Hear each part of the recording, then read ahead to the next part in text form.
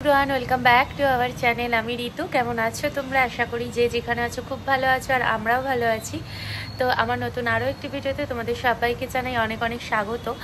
আজকে যেহেতু আমাদের ইন্ডিয়ার ইন্ডিপেন্ডেন্স ডে, তাই দেশ ও দেশের বাইরে যে সমস্ত ইন্ডিয়ানরা রয়েছে সকলকেই জানাই আমাদের দেশের এই স্বাধীনতা দিবসের অনেক অনেক শুভেচ্ছা এবং ভালোবাসা।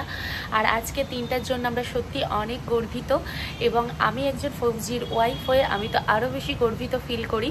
তো যাই হোক বন্ধুরা, আজকে সকাল সকাল ঘুম থেকে উঠে পড়েছি, আর আজকের ওয়েদারটা কিন্তু অসম্ভব সুন্দর। প্রত্যেক বছরই 15ই আগস্টের দিনকে কিন্তু ওয়েদারটা এত সুন্দর থাকে, মন পুরো ভরে যায়।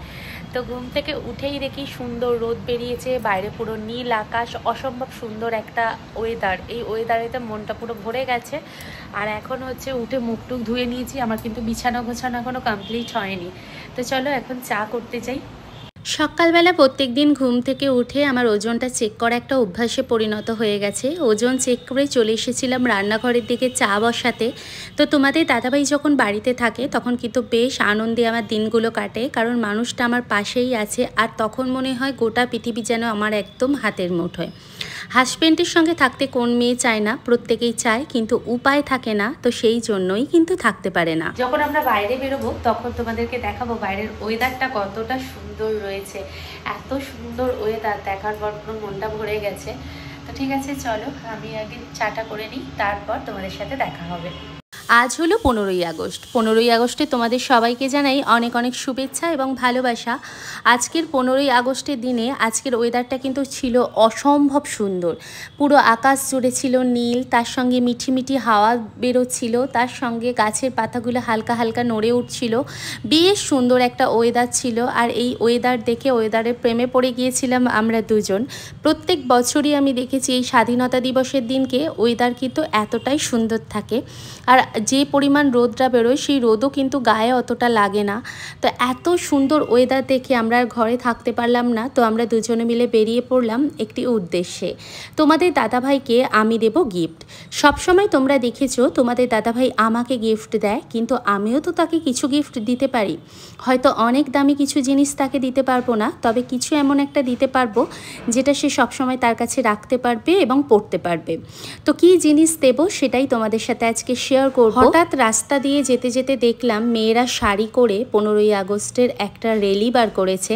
এইরকম কিন্তু আমরাও প্রত্যেক বছর বেরোতাম। এদেরকে দেখে আমার মনে পড়ে যাচ্ছে, এবং 15ই আগস্টের দিনকে আমরা চকলেট, বিস্কিট, কেক খাওয়ার জন্য সবসময় স্কুলের দিকে যেতাম। এখন এলাম তোমাদের দাদাভাইয়ের জন্য একটু গিফট নিতে। প্রত্যেকবার ও আমাকে গিফট দেয়, আমার সেরকমভাবে ওকে কোনো রকম গিফট দেওয়া হয়নি। তো আজকে ওর জন্য এই গিফটটা নেওয়া হয়েছে। বাড়িতে গিয়ে তোমাদের সাথে ভালোভাবে দেখাবো। বাড়ি ফিরতে আমাদের 11টার মতো বেজে গিয়েছিল, আর বাড়িতে ফিরে নাস্তা বানানোর মতো সেরকম সময় যেহেতু হাতে ছিল না, আর আমাদের খিদেও লেগে গিয়েছিল, তাই ফেরার পথে আমরা কিন্তু নাস্তা বাইরে থেকে নিয়ে এসেছিলাম। আজকে এনেছিলাম ইডলি। ইডলি খেতে আমি এবং তোমাদের দাদাভাই দুজনেই খুব পছন্দ করি। আর এই যে ইডলিটা দেখলাম, এটা হচ্ছে অন্য টাইপের ইডলি বানিয়ে সেটাকে ফ্রাই করেছে, আর সঙ্গে ছিল মেহেন্দি বড়া। এত সুন্দর খেতে ছিল, আর এত টেস্ট ছিল, আর এত চিপেস্ট ছিল ধারণার বাইরে। এই কয়েকটা জিনিস আমরা নিয়েছিলাম মাত্র 50 টাকা দিয়ে। বাইরের অন্যান্য অঞ্চলের থেকে আমাদের ওয়েস্ট বেঙ্গলের খাবারের দাম কিন্তু অনেক রিজনেবল, এবং খাবারগুলোও থাকে অনেক টেস্টি। তাই আমরা যখন ওয়েস্ট বেঙ্গলের লোকজনেরা বাইরে কোথাও যাই তখন আমাদের খাবার সমস্যাটা একটু বেশিই হয়। যেমন আমাদের এখানে ভাতের থালি নেয় তোমার 50 টাকা, 60 টাকা মাছ ছাড়া। আর যদি তুমি মাছ দিয়ে নাও তাহলে সেটার দাম থাকে 60 টাকা। চিকেন থালি থাকে 70 টাকা, এগ থালি থাকে তোমার 40 টাকা কি 45 টাকা। এটা হচ্ছে লঙ্কার চাটনি, কাঁচা লঙ্কাকে বেটে করেছে। আর এই হলো মশলা, এই যে ঘরের তৈরি করা গুঁড়ো মশলা।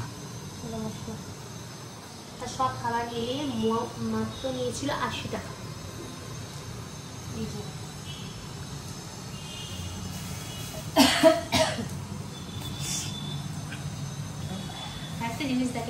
কাল হলো জন্মাষ্টমী, তো সেই উপলক্ষে কিছু কেনাকাটা করেছি।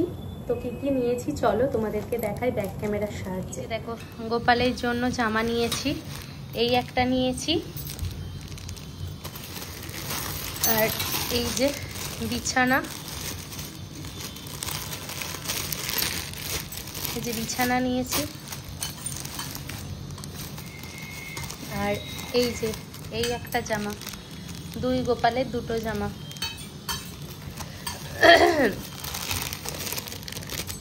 এগুলো হচ্ছে আমার শাশুড়ি মায়ের বাড়িতে ওই কৃষ্ণ রাধা আছে তাদের জন্য। এই একটা আর নিয়েছি, এই যে এই একটা, 2টো। আর এই যে আমার বাচ্চাদের নাইট ড্রেস, এই একটা নেওয়া হয়েছে। আরও আছে, এই যে চুল, মাথার মুকুট। যেহেতু আমার বড় গোপালটা রূপোর সব জিনিস আছে তাই ছোটটার জন্য নেওয়া হয়েছে। এই যে এই একটা নাইট ড্রেস আর এই যে এই একটা নাইট ড্রেস, এই 2টো নাইট ড্রেস। আরও একটা আছে, এই যে 2টো বাচ্চার জন্য 2টো নাইট ড্রেস। এই হলো কেনা টেনা হচ্ছে। তোমাদের দাদা ভাইয়ের জন্য নিয়েছি, চলো দেখাই এর ভিতর কি কি আছে।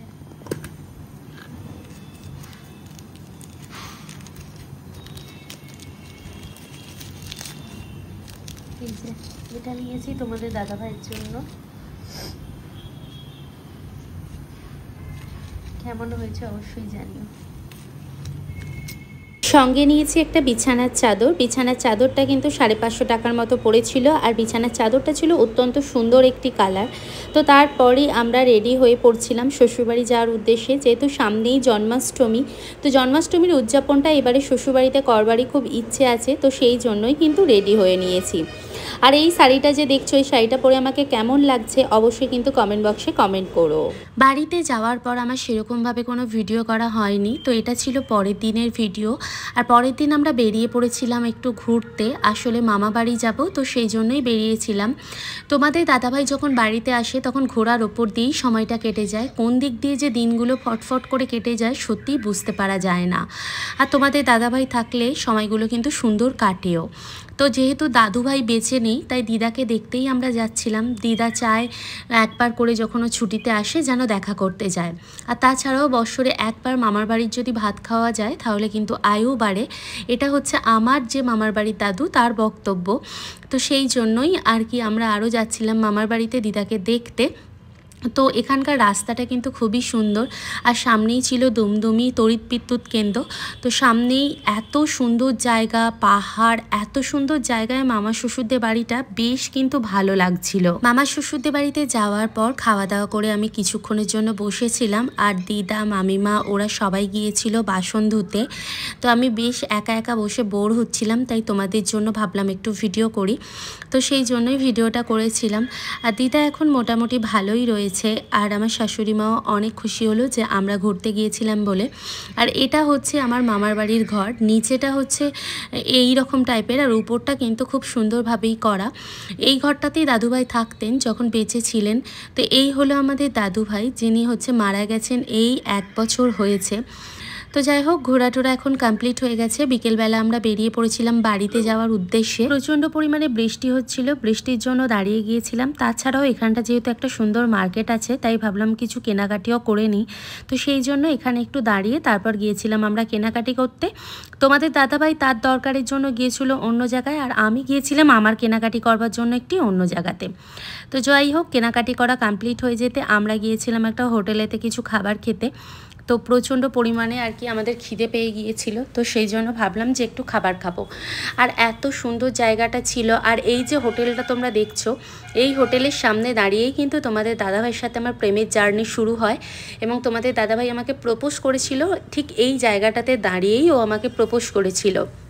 তো আরও সেই জন্যই তোমাদের দাদাভাই আমাকে এই জায়গাটা নিয়ে এসেছিল, কারণ শুরুবাতটা যেহেতু আমাদের এখান থেকেই, তাই একবার সেই জায়গাটা ঘুরতে যাওয়াটা খুবই দরকার। তো সেই জন্য আমরা এখানে এসেছিলাম একবার ঘুরতে। আর এখানেতে ওর 2 ভাইপো, আমি আর তোমাদের দাদাভাই ছিলাম। আর বসে বসে প্রচণ্ড হই হুল্লোড়, মজা, হাসি ঠাট্টা খুব চলছিল।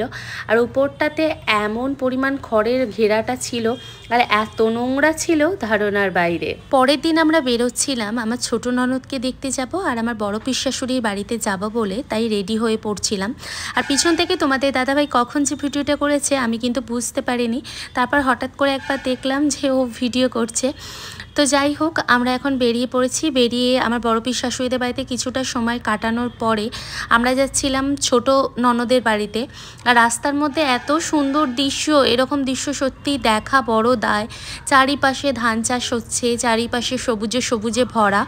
তো তোমাদের দাদাভাই আর আমি বেশ কিছুক্ষণ ধরে এখানটা দাঁড়িয়ে একটু টাইম স্পেন্ড করছিলাম।